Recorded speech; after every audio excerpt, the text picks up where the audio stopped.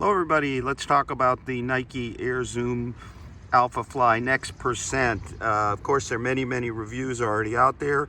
I'm going to give you my perspective, having run the original Vaporfly 4%, the baby blue. I was one of the first, if not the first, civilian to actually review them.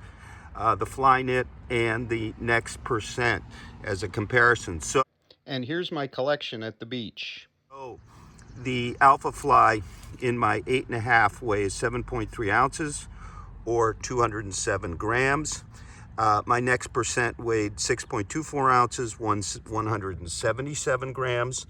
And my original baby blue Vaporfly weighed 6.67 ounces, 189 grams. So it gains a bit of weight. I think a size 9 will be about 7.4. That's what I see, 7.5 or 212 grams.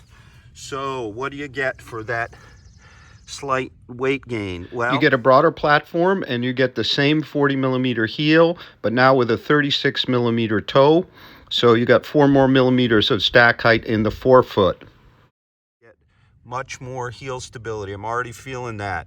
You get the Air Zoom pods in the front. I was worried that our Air Zoom pod would be very firm feeling, maybe a bit like the Pegasus.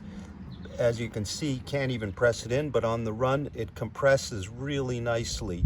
So it provides plenty of spring and plenty of cushion with our carbon plate above it, and then our Zoom X foam. So it's a really smooth feeling mid-foot to toe off feeling. You get now an Atom knit upper, which you can see right through. And it has a real heel counter, as the Next did. You get the padded cushions. I can feel those right on the foot.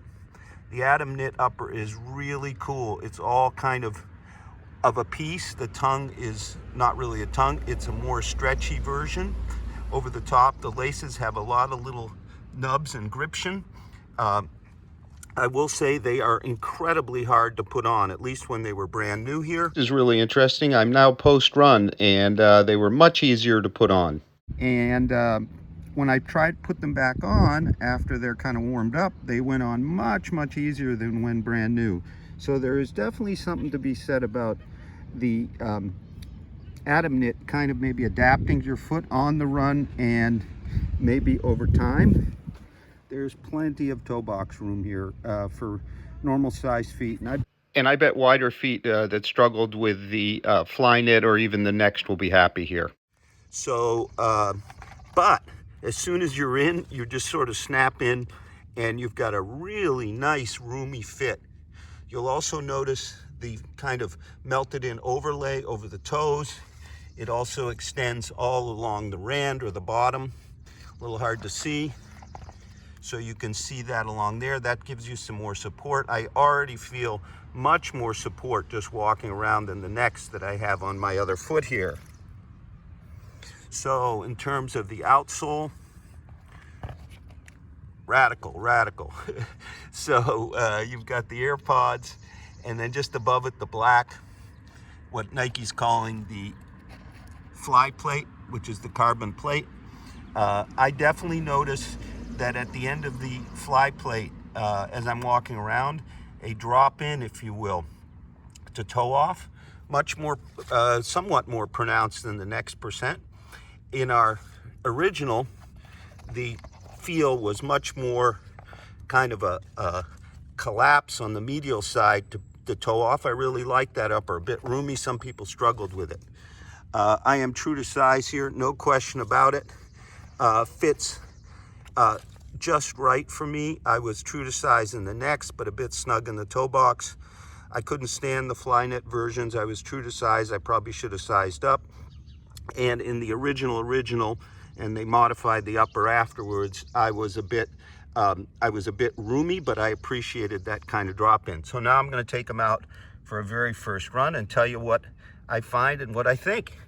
Okay, I'm going to cut right to the chase here after my first run in the Alphafly. Definitely more stable than any predecessor. From the heel through the midfoot, the upper plus this wider platform whatever the geometry is, really keeps you stable. So there's none of that feeling also of a carbon plate at the heel, at the edges, as we had before. There's also the carbon plate being right about here. There's far less of a feeling of a carbon sharp plate underfoot, because really what you're propulsing from here is off the air pod. So what it feels like is you have a nice stable landing. You do feel the drop at 4 millimeters, but it's not an issue for me. And then you feel the pod depressing, and you spring. The next percent is much flatter in feel. Here, the transition and toe off is more dynamic. Or you roll the toe off. I said earlier that when I first tried them on, I noticed the front really dipping down as I was walking. But when you run, I think because the pods get compressed, it's more of a roll. So you kind of get onto those pods and then off you go. So there is really bottomless cushion here, but it's in no way mushy. This is a shoe, I think, that really, maybe unlike the next percent, which is still in the line, was truly designed for the marathon and saving the legs with propulsion. In fact, it's the shoe that broke the 2-hour mark. So there's something to be said for that.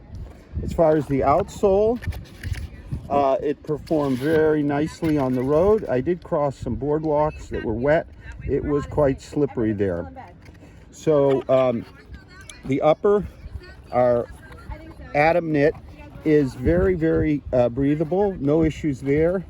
As far as the fit, we've got plenty of toe box room, more than any of the other Vaporflies so far, particularly in the height department here. Now I'm going to show you, so you can see my bunion pushing out, no issues, no pressures. The heel hold from the little cushions you can maybe see in there, excellent. There's none of the kind of drop-in feel of the original one, the baby blue, which kind of led to kind of a more distinct propulsive effect. Here it's just a lot smoother and a lot more cushioned. So I'm going to keep testing them. Today's run was about 5.5. It's super humid, 86% humidity, mid 70s Fahrenheit, so not exactly ideal conditions, but I hit about 8-minute miles.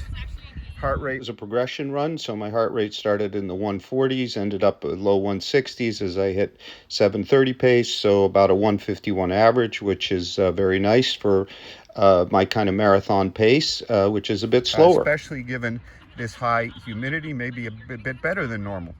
So Nike has done it again here with the Alphafly, taking kind of the concept of the Vaporfly to a next level.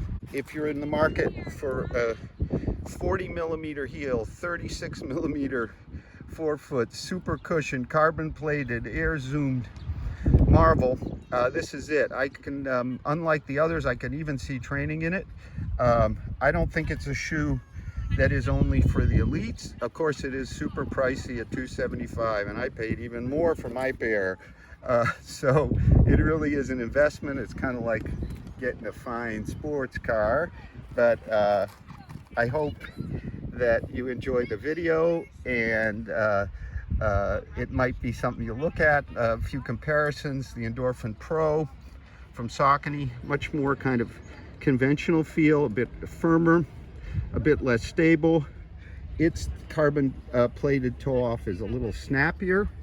So here you got more cushion, if you will, less kind of a feel for the road, but I think a bit smoother roll through for marathon racing. I think the Endorphin Pro, at least for me, is a better choice maybe for a 10K half, whereas here for sure a half, and no question about it, if I ever do another marathon, this will be on my feet. Thank you very much for watching, and see our Derek Lee's review of the training version, the Tempo Next, also on the channel.